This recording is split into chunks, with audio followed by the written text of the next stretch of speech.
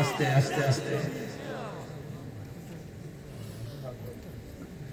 আল্লাহ আমার ভাইরা খুব খেয়াল করবেন কথাগুলো।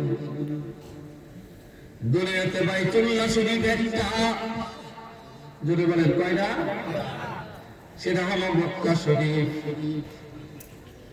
আর সারা পৃথিবীতে যত মসজিদ এগুলো বাইতুল্লাহর শাখা,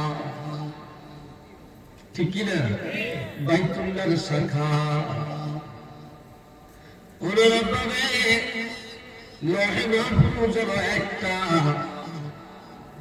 আর সারা দুনিয়ার সকল উলামায়ে কেরাম আর সকল হুফাজে কেরামরা হলো সেই লৌহে মাহফুজের শাখা।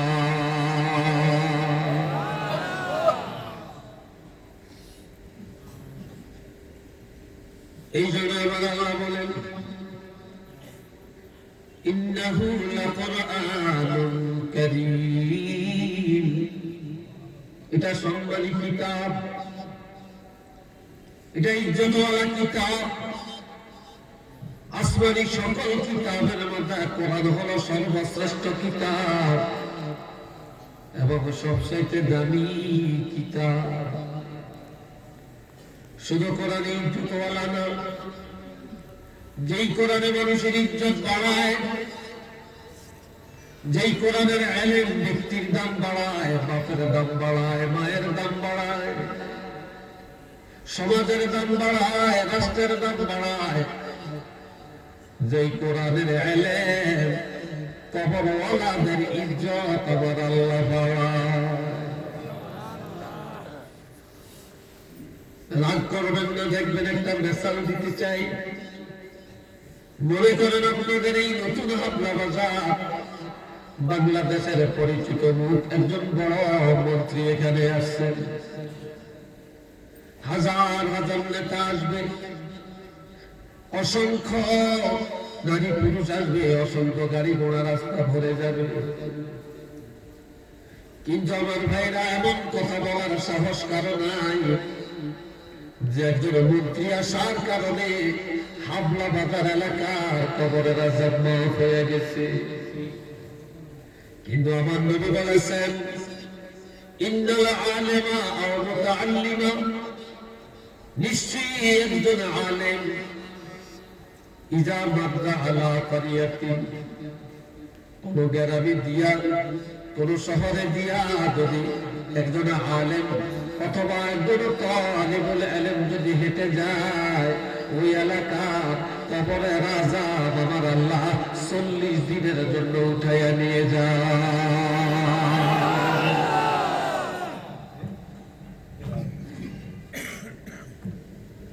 আর আমার আল্লাহর কুদরতের নিজাম হলো, কোন কবরে যদি একবার আযাব বন্ধ হয়ে যায়, পুনরায় সেই কবরে আযাব দিতে আমার আল্লাহর কাছে লজ্জা লাগে। এই সিলায় আমার আল্লাহ কিয়ামত পর্যন্ত কবরের আযাব ক্ষমা করে দিতে পারেন কিনা বলে। এটা কি ব্যক্তির কারণে না কোরআনের কারণে? এটা চিল্লিয়া বলেন, এই কোরআন দিয়া বলেন না, সবাই বলেন কিসের কারণে? কোরআনের কারণে। এ ভাইরা আমার, এরপরে আসেন, কোরআন শুধু যে কবরে আযাব মাফ করে তা না, এই কোরআনে মানুষের ইজ্জত এমন বাড়াইছে। আমাদের একজন মন্ত্রী সাহেব যদি এলাকায় আসেন, মাননীয় প্রধানমন্ত্রীও যদি আসেন, আপনি আদর করে মায়া করে আপনার বাড়িতে নিলেন আপ্যায়ন করার জন্য। কিন্তু প্রধানমন্ত্রী বা প্রেসিডেন্ট আপনার ঘরের খানা খাবে না। কেন খাবেন না? ওনাদের সাথে 2 জন অথবা 3 জন ডাক্তার 24 আওয়ার্স তাদের সাথে থাকে। ডাক্তাররা মেশিন সাথে থাকে, পরীক্ষা নিরীক্ষা করে যখন দেখবে এটা নির্ভেজাল, তখনই বলবে হ্যাঁ পানিটা পান করেন। যখন দেখবে খাওয়া খাদ্যটা নির্ভেজাল, তখনই বলবে এটা খান। পরীক্ষা করার আগে 1 গ্লাস পানি আপনার ঘরে খাবেন না। ঠিক কিনা? কিন্তু আমার ভাইরা, হাফেজ সাহেবের এক জায়গায়, কাইলার এক জায়গায়, একজন ইমাম একদিন এক বাড়িতে খানা খায়, একজন বক্তা আজ এক দেশে কাইলার এক দেশে খায়। কে রান্না করে, কে বাজার করে, কোনদিন দুই চোখে দেখে না। কিন্তু এমন ইতিহাস পৃথিবীতে পাবেন না যে কোন আলেম, কোন মুফতি, কোন বক্তা, কোন হাফেজ, কোন ইমাম, কোন মুয়াজ্জিন আজ পর্যন্ত ডাক্তার দিয়ে পরীক্ষা করে খানা খাইছে। কি বলে গেছে নাকি? কেন? এরা এমন কোরআন, যে কোরআন সম্মানী কিতাব, আর এই কোরআনের হেদায়েত যার মধ্যে আছে, কোরআনের নূর যার ভিতরে আছে, তার সম্মান আমার আল্লাহ বাড়াইছেন। তার রিজিক সম্মানী রিজিক, এটা পরীক্ষা করে খাওয়ার প্রয়োজন নাই। কেননা কোন কোরআনের আলেমেরে আজ পর্যন্ত বিষ পান করে আসছে এমন ইতিহাস এই জগতে নাই। কি কথা ঠিক কিনা বলেন?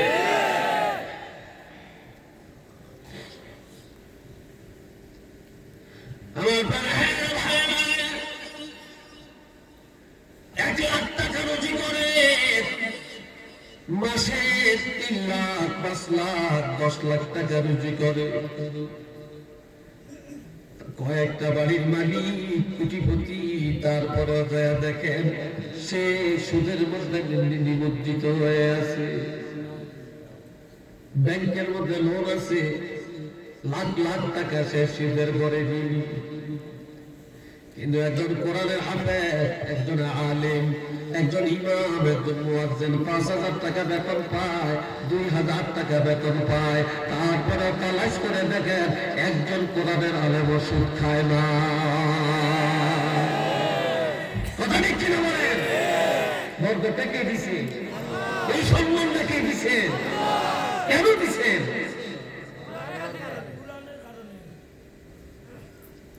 في كتاب مكنون। আর এই কিতাব লৌহে মাহফুজে গোপন ভান্ডারে সংরক্ষিত কিতাব। কেননা আমার আল্লাহ বলছেন, ইন্না নাহনু নাযালনা যিকরা ওয়া ইন্না লাহু লাহাফিজুন। কোরআন নাযিল করেছি আমি আল্লাহ, হেফাজত করব আমি আল্লাহ। কোরআন নাযিল কে করেছেন? আরো আসতে বলেন। হেফাজত কে করবেন?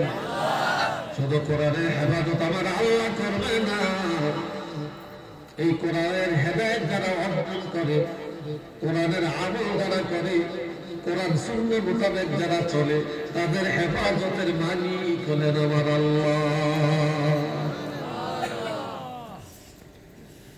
জাহিলে যুগে একটা মহিলা আসতো আমাদের ঘরগুলি কবর। শুধু কবর না, কবরের হার বানাইছে।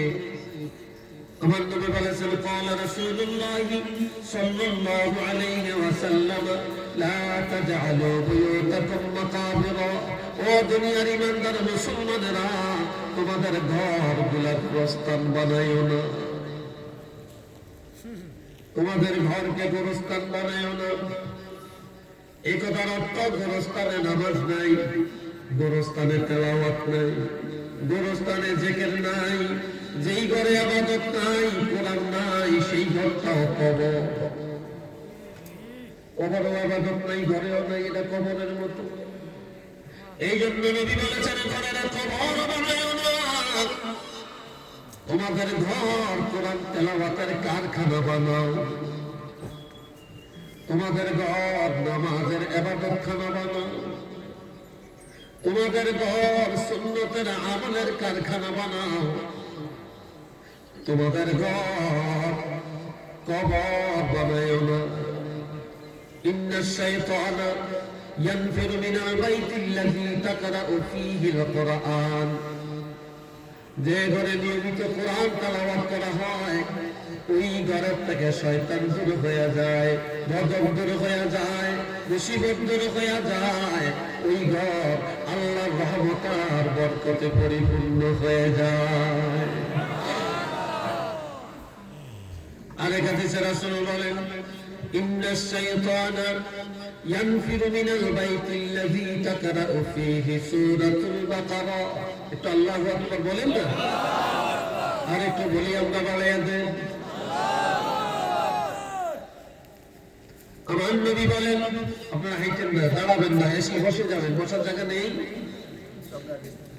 সামনে আগান লাগবে না, এখনো অনেক জায়গা আছে, একটু দূরত্ব বজেই বসে যতক্ষণ জায়গা আছে। এরপরে যখন ফিল আপ হবে তখন দেখবো নাকি। সবাই মহব্বতে পড়েন সাল্লাল্লাহু আলাইহি।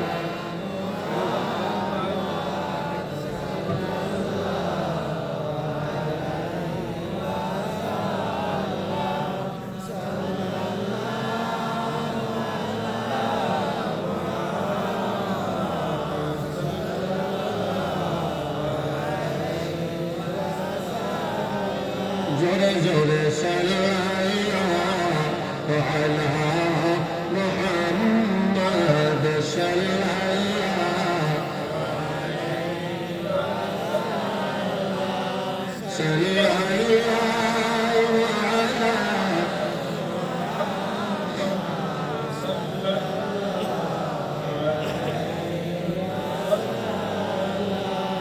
যে ঘরের মধ্যে প্রতিদিন একবার সূরা বাকারা তেলাওয়াত করা হবে, আমার নবী ইরশাদ করেন, সেই ঘরের থেকে শয়তান দূর হয়ে যাবে। সেই ঘর আল্লাহর রহমতে পরিপূর্ণ হয়ে যাবে। আরেক হাদিসে আছে, যে ঘরে প্রতিদিন একবার সূরা ইয়াসিন তেলাওয়াত করা হবে, ৮০,০০০ রহমতের ফেরেশতা সেই ঘরে চলে আসবে। সকাল থেকে সন্ধ্যা পর্যন্ত এই ৮০,০০০ রহমতের ফেরেশতারা এই ঘরের আহাল যারা আছে তাদের জন্য দোয়া করবে এবং তাদের রক্ষণাবেক্ষণের দায়িত্ব তারা নিবে।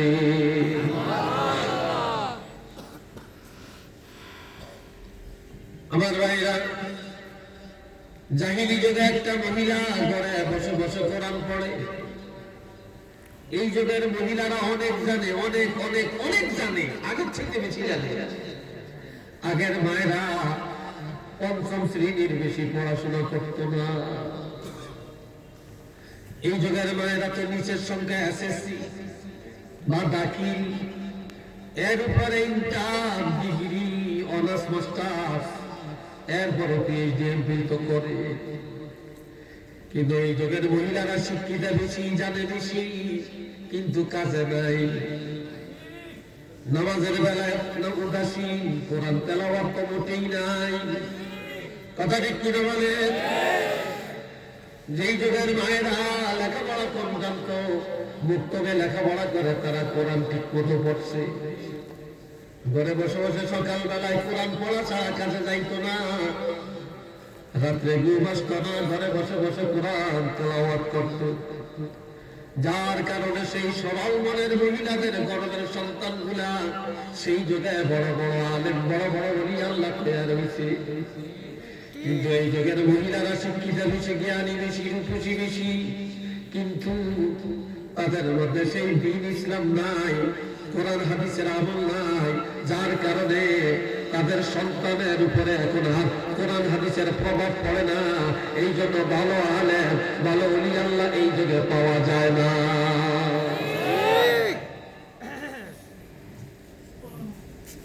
আপনারা জানেন, বড় পিসাবের মা কোরআন পড়তো, আর বড় পিসাব হযরত আব্দুল কাদের জিলানী রাহমাতুল্লাহ আলাইহি মায়ের গর্ভে থাকিয়া 18 পারা কোরআনের হাফেজ হয়ে গেলেন।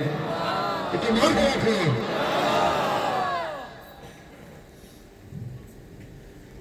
হযরত শাহজালাল ইয়ামানী রাহমাতুল্লাহ আলাইহি মায়ের নসব তালাশ করে দেখেন।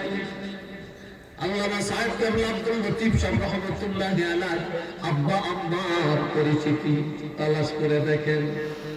সরসিনার আল্লাহ নবীর মা বাবার খবর নিয়ে দেখেন, জনপুরের কারাবাকারী জনপুরীর আব্বা আম্মার খবর নিয়ে দেখেন, এরা আবেদ ছিলেন, আবেদা ছিলেন, যার কারণে তাদের সন্তান ওলি আল্লাহ তৈরি হয়েছে। কথা ঠিক কিনা?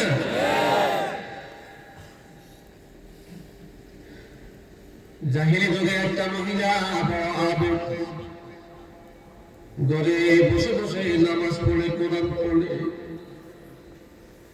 এই মহিলা অবসর টাইমে সংসারের কাজগুলো সেরে মহিলা ঘরের ভিতরে বসে বসে কোরআন তেলাওয়াত করে। বস্তির মধ্যে আগুন লেগে গেছে, ধাও ধাও করে আগুন জ্বলছে, ঘর বাড়ি পোড়া যায় ছাই হয়ে গেছে। কিন্তু মহিলাটা ঘরের ভিতরে বসে এখনো কোরআন পড়ে। যেই বস্তির মধ্যে বসে কোরআন পড়ে, দাউ দাউ করে আগুন জ্বলে উঠছে। হালকা একটা বাতাস এসে আগুনটা আরেক দিকে ঘুরে আনে। মহিলা যেখানে কোরআনও যায় না, মহিলাও পড়া যায় না, আল্লাহর কোরআনও পড়া যায় না। কেননা আল্লাহ ওয়াদা করেছেন, এই কোরআন আমি আল্লাহ নাযিল করেছি, হেফাজত আমি আল্লাহ করব। শুধু কোরআনের হেফাজত করব না, কোরআনের সাথে যারা সম্পৃক্ত তাদের হেফাজত আমি আল্লাহ নিজের হাতে করব।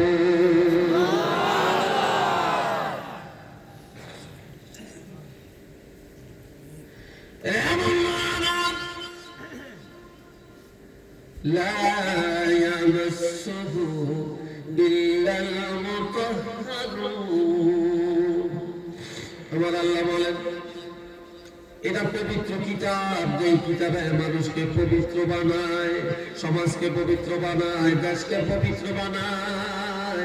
আর এই কিতাব স্পর্শ করতে হলে পবিত্রতা লাগবে। পবিত্রতা ছাড়া কোরআন ধরা যাবে না।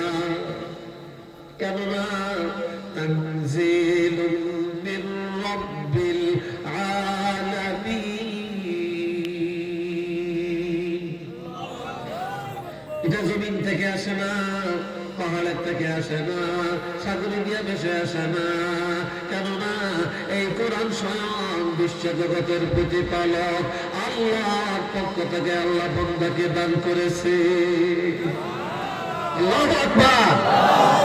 এটা আল্লাহর পক্ষ থেকে আসছে।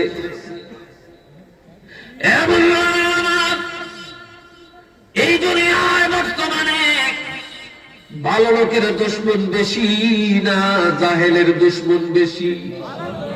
একটু জোরে বলেন।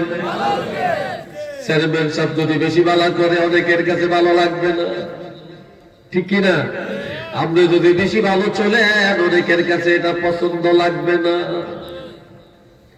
কেননা সিটার, বাটপার, সুদখোর, ঘুষখোর, জুয়াখোর, জিনাখোর, এই সমস্ত সিটার বাটপারেরা সমাজে বুক ফুলাইয়া চলে।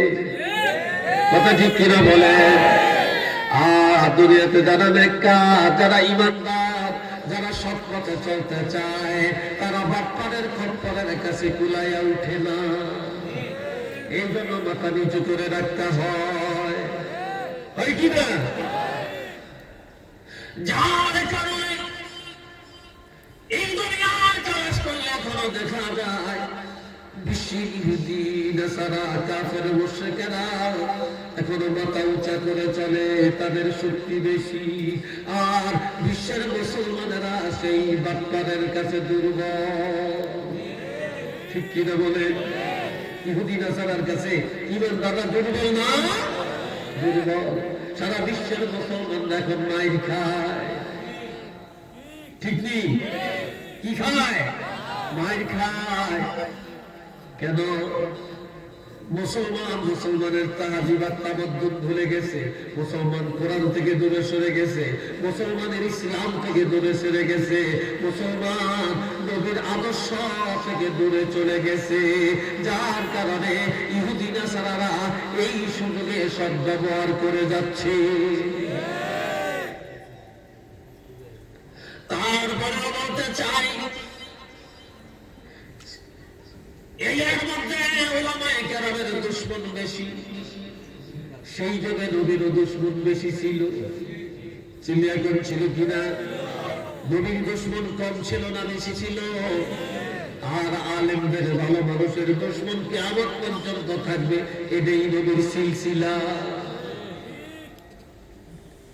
দুনিয়ার সবগুলো আলেম যদি এক জায়গায় করে ব্রাশ ফায়ার করে মেরে ফেলা হয়, সমস্ত হাফিজে কোরআনদেরকে যদি গলা কেটে মেরে ফেলা হয়, সমস্ত ইমাম আর মুয়াজ্জিনদেরকে যদি জিন্দা কবর দিয়ে দেওয়া হয়, সমস্ত কোরআন শরীফগুলো, সমস্ত হাদিস শরীফগুলো যদি মহাসাগরের মধ্যে ঢেলে দেওয়া হয়, আল্লাহর কসম, তারপর ইসলাম ধ্বংস হবে না, কোরআন ধ্বংস হবে না। কেননা এই ইসলাম কিয়ামত পর্যন্ত থাকবে, আর এই কোরআন আমার আল্লাহ নিজের হাতে হেফাজত করবে।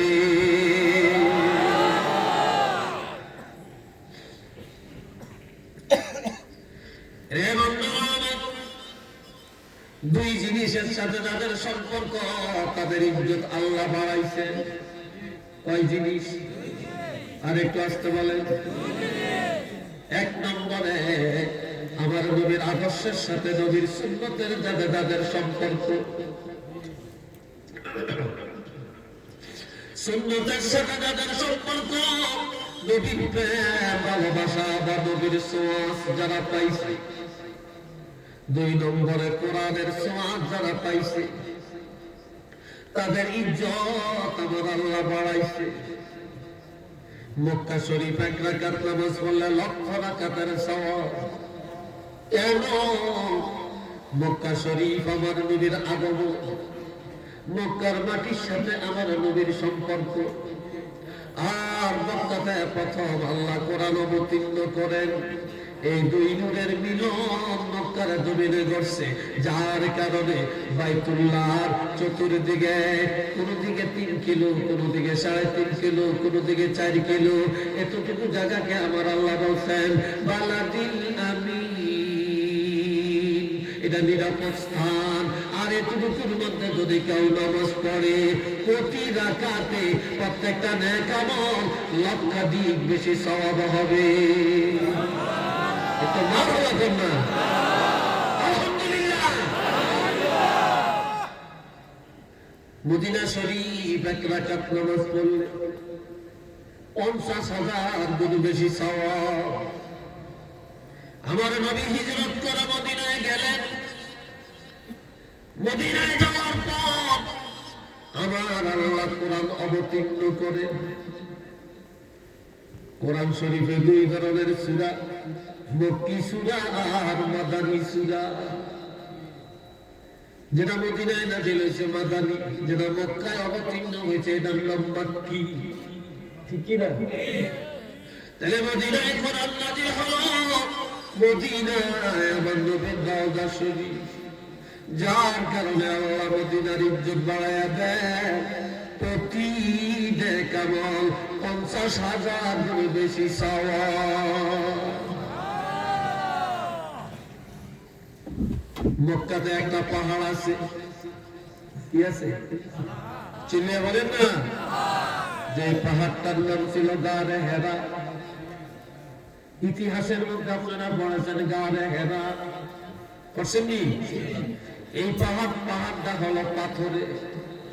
সৌদি আরব যতগুলি পাহাড় আছে সব পাথরের পাহাড়। যেই পাহাড়ে আমার নবী মুরাকাবা করতেন। এই যুগের মহিলারা তো স্বামীর খেদমত করে না, একদিন করলে 10 দিনের খোঁটা দিয়া ছাড়ে। কি কথা ঠিক কিনা? আর আমার নবীজি পাহাড়ে চতুর্দিকে শত্রু, খাদিজা একা একা পাহাড়ে উঠতেন, নবীর খেদমত করতেন, পানি দিয়ে আসতেন, রুটি দিয়ে আসতেন, খেজুর দিয়ে আসতেন। কোনদিন 1 বার উঠা নামায় 2 বার, কোনদিন 2 বার উঠা নামায় 4 বার, কোনদিন 3 বার উঠায় নামায় 6 বার। কষ্ট করে করে উঠতেন, নবীর খেদমত করতেন। ওই পাহাড়ের মধ্যে আমার নবীজি মুরাকাবা করা অবস্থায় সর্বপ্রথম আমার আল্লাহ কোরআন নাযিল করেন। اقرأ باسم ربك الذي خلق خلق الإنسان من علق اقرأ وربك الأكرم الذي علم بالقلم أستغفر الله أكبر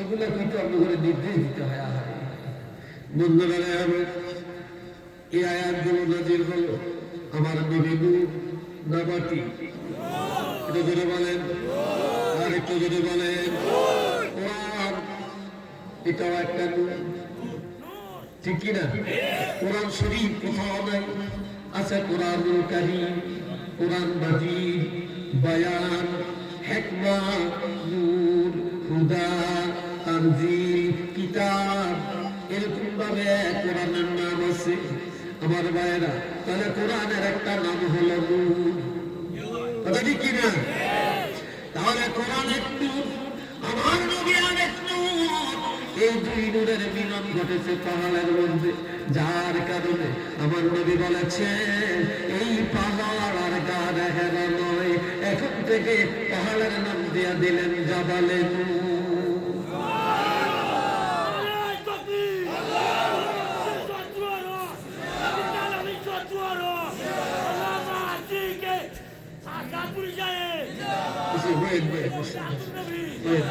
ওনার একটু চা খাবে গলাটা শুকিয়ে গেছে মাশাআল্লাহ মাশাআল্লাহ আল্লাহ কষ্ট হয় আপনাদের না বলে খুব লাগছে আপনাদের কাছে বলে মাশাআল্লাহ মাশাআল্লাহ সবাই একটু পড়েন লা ইলাহা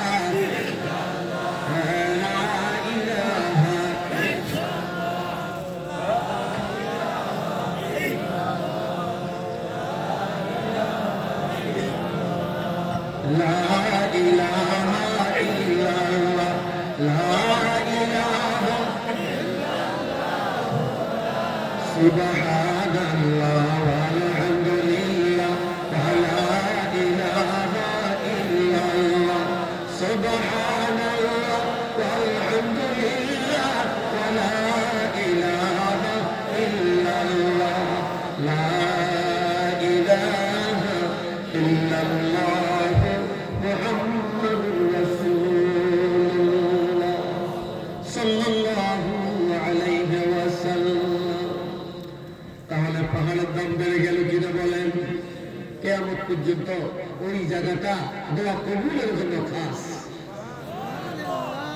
ওই জায়গায় উঠতে আর নামতে 2.5 ঘন্টা সময় লাগে 2000 সালে আমি উঠছিলাম 2000 সালে আমি উঠছিলাম আজ থেকে 20-21 বছর আগে আমার নিজের উঠতে আর নামতে আমার 2.5 ঘন্টা সময় লাগছে কারণ উঠতে যাইও নামতে কষ্ট বেশি ওনার জন্য পড়িয়ে যায় আমার বাবা জেলারে দোয়া করি প্রত্যেকটা মানুষকে আল্লাহ যেন মক্কা শরীফ যাওয়ার তৌফিক দান করে আরেকবার করে আমি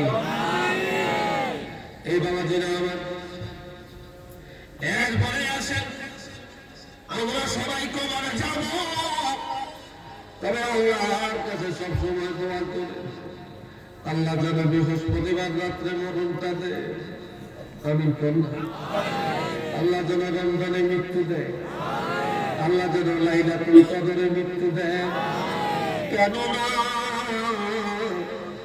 আমার নবী বলেছেন قال رسول الله صلى الله عليه وسلم من مات من شهر رمضان يرفع عنه عذاب القبر إلى يوم القيامة আমার নবী বলেন আল্লাহর কোন বান্দা যদি ঈমান থাকা অবস্থায় রমজান মাসে ইন্তেকাল করে অথবা মাতা লাইলাতুল জুমআতে আও ইয়াউমাল জুমআ জুমার রাত্রে অথবা জুমার দিন ইন্তেকাল করে কিয়ামত পর্যন্ত আমার আল্লাহ কবরে রাখা উঠায়া নিয়ে যাবে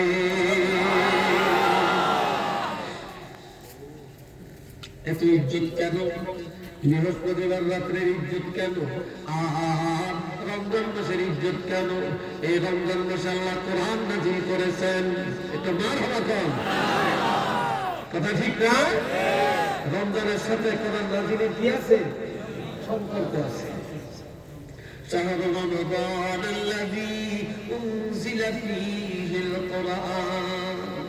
এই মাস এমন একটি মাস যে মাসে আমার আল্লাহ কোরআন নাযিল করেছেন বা কোরআন নাযিল করা হয়েছে, যার কারণে রমজান মাসের ইজ্জত আল্লাহ পাক কি করছেন?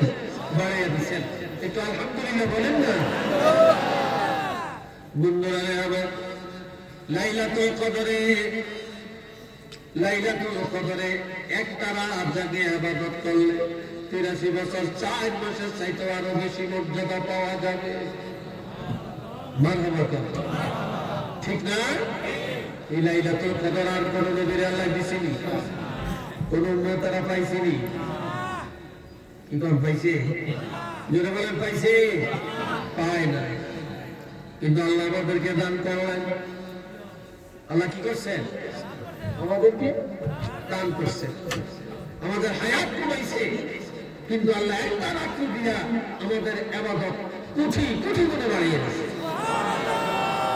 যার কারণে এখন আমরা 5 ওয়াক্ত নামাজ পড়ি না, কিন্তু লাইলাতুল কদরে ঘুম যাই না, কাম হইতো না। কি হইতো না? 5 ওয়াক্ত নামাজ এটা ফরজ, আর লাইলাতুল কদর যতই মর্যাদার হোক এটা নফল। ফরজ বাদ দিয়ে শুধু নফলের পিছনে পড়ে আমরা বেহেশতে যাইবে, এত সস্তা। বাবাজিরা, লাইলাতুল কদরের এত ইজ্জত কেন? এই রাত্রে আমার আল্লাহ কোরআন নাযিল করেছেন, 30 পারা কোরআন। দুনিয়ার আসমানে বাইতুল আতিক নামক একটা মসজিদ, ওই মসজিদে আমার আল্লাহ একসাথে অবতীর্ণ করেন, যার কারণে এই রাত্রটার ইজ্জত আমার আল্লাহ বাড়ায়া দিলেন। এবার আপনারা বলেন, মাদ্রাসার মসজিদ কিয়ামতের ময়দানে ঝগড়া লাগবে? কি লাগবে? আর একটু চিল্লি এত ঝগড়া বুঝেন তো? বিবাহ।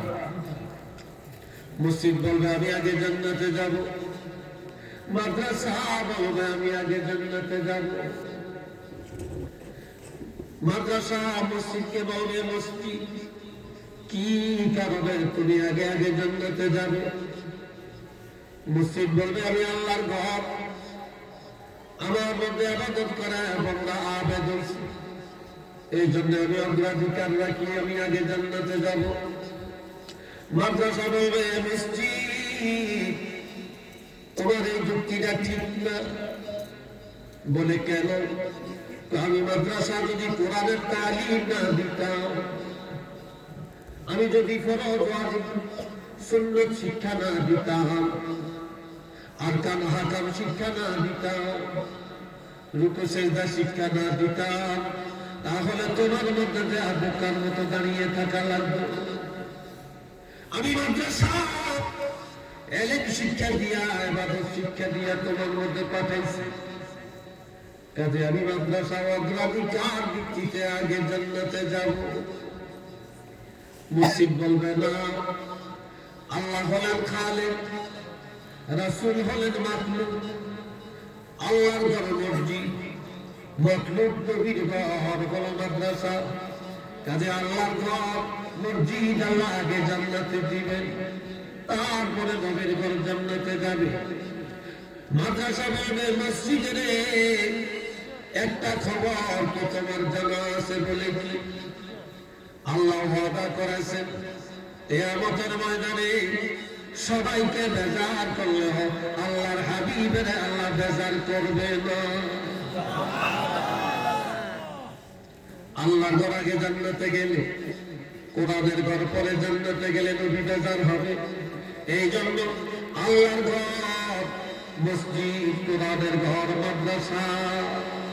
শুধু তাই না, আল্লাহর ঘরে যায় ইবাদত করে যারা সম্পর্ক করেছে, আর নবীর ঘর কোরআনের সাথে যারা সম্পর্ক করেছে, তারা সহ আল্লাহ ওয়াদা দিবে একসাথে জান্নাতে চলে যাবে। রাজি আছেন? আল্লাহর ঘর মসজিদ আর কোরআনের ঘর মাদ্রাসার সাথে সম্পর্ক গড়ে রাজি আছেন? সম্পর্ক তৈরি করতে রাজি আছেন? তো দুটো হাত তুলে দেখাবেন আল্লাহ দেখুন সবাই বলেন আল্লাহু আকবার আল্লাহ কবুল করেন চিল্লিয়ে আসো তাহলে বলেন আমিন আপনাদের দেশে মান্দার গাছ আছে এই যে কাটা কাটা মান্দার গাছ চিনেন মান্দার গাছের ফুট কত 1 কেজি মান কত কেউ যদি বলে আমি 10টা মান্দার গাছ বিক্রি করবো কেউ কিনবে চিল্লিয়ে বলেন এটা লাকড়ির জন্য কিনে না খেতা গাছ লাকড়িও হয় না হিন্দু পোড়া দেওয়ার জন্য লাকড়ির জন্য এটা কিনে না ঠিক কিনা তারপরে মোটা তাজা একটা মান্দার গাছ যদি কেটে একটা টুকরা নিয়ে সোমেল ছিলেন তো যেখানে কাঠ ছিলায় এই সোমেলের মধ্যে নিয়ে যদি তক্তা বানান তক্তা কাঠ এবার আপনি যদি হাবড়া বাজারের থেকে একজন কাঠ মিস্ত্রি নিয়ে এই মান্দার গাছের কাঠ দিয়া যদি কোরআনের বেহাল ভাবে এটা বিশ্বনাথ বাজারে দিনে বিক্রি হবে কিনা চিল্লিয়া বলেন এটা চূড়া খাবেন কিনা চূড়া খাবেন না যেই মান্দার গাছের দাম নাই যা কেউ কিনে না এটা লাকড়িও বানায় না ওই মান্দার গাছের তক্তা দিয়ে যদি কোরআনের বেহাল বানানো হয় তাহলে তার দাম বেড়ে যায় এটাকে মানুষ চুলো খায় এটা অনেক টাকায় বিক্রি হয় এটা বুকের মধ্যে জড়ায় আনে এটা মান্দার গাছের কারণে হলো না আল্লাহর কোরআনের কারণে বেহালের দাম বাড়লো কিসের কারণে এবারে আসেন লঙ্কা কাপড় চিনেন নি আপনারা মার্কিন কাপড় চিনেন এটা কম দামা কাপড় এটা দিয়ে কেউ জামা বানায় না যদি 1 গজ মার্কিন কাপড় কিনে কোরআনের গিলাফ বানায় তাহলে এই কাপড়ের দাম বাড়বে কিনা বলেন এটা চোলা খাবেন কিনা এটা পকেটের বা বুকে রাখবেন কিনা তাহলে এটা কাপড়ের কারণে হলো না কোরআনের কারণে বাড়লো আর একটু যদি বলেন এইবার আমি বলতে চাই আপনার ছেলেটা যদি হাফেজ হয় আপনার মেয়েটা যদি আলেমা হয় আপনার সন্তান যদি কোরআন হাদিসের ইলম শিখে তাহলে আপনি বাবা মায়ের দাম বাড়বে না কমবে আর একটু আসতে বলেন এই সমাজের দাম বাড়বে না কমবে রাষ্ট্রের দাম বাড়বে না কমবে মৃত্যুর সময় আপনার উদ্যোগ বাড়বে না কমবে কবরে গেলে আপনার সন্তান যদি আলেম হয় আপনার ইজ্জত বাড়বে না কমবে কোরআনের কারণে কোরআনে ইজ্জত বাড়া এই জন্য আমার আল্লাহ কোরআনের সব কিছুর ইজ্জত বাড়াইয়া দেয় উচ্চ আওয়াজে বলেন না সুবহানাল্লাহ এরপরে আল্লাহ বলেন وننزل من القرآن ما هو شفاء ورحمة للمؤمنين مرحبا বলেন একটা মহিলা দুনিয়ার প্রত্যেকটা মানুষ বিয়ে করলে চায় একটা সন্তানের বাপ কথাটা ঠিক কিনা প্রত্যেকটা মা চায় একটা সন্তানের মা হইতে এই কথা ভুল বলছি নাকি এটা মানুষের একটা তামান্না আমার রাসূল বলছেন তোমার সন্তানের মা বাপ হও তোমার সন্তান জন্ম দাও আমার উম্মত বাড়বে তো সুবহানাল্লাহ কন্যা নবীর উম্মত বাড়বে যার সন্তান বেশি তার সুখ শান্তিও বেশি যদি মানুষ বানাইতে পারে ঠিক না যদি মানুষ বানাইতে পারে আর যদি মানুষ হিসাবে গড়ে তুলতে না পারেন সন্ত্রাসী বানান তাহলে এই সন্তান গজবকারী করলে কোনো লাভ নেই এই কথা ঠিক কিনা কোনো লাভ নেই আমার কথাগুলো রাগটাগ করে লাভ না বিরক্ত হন তো একটা লোক বিয়ে করছে বাচ্চা হয় না কারো বাচ্চা না হলে তদবির করে, ডাক্তার দেখায়, কবিরাজ দেখায়, সিঙ্গাপুর নাই, আমেরিকা নাই, হরমোন টেস্ট করে না। এখন এই মহিলার গর্ভে বাচ্চা টিকে না, কনসিভ হয় না। এরা একটু হাঁটেন কেন?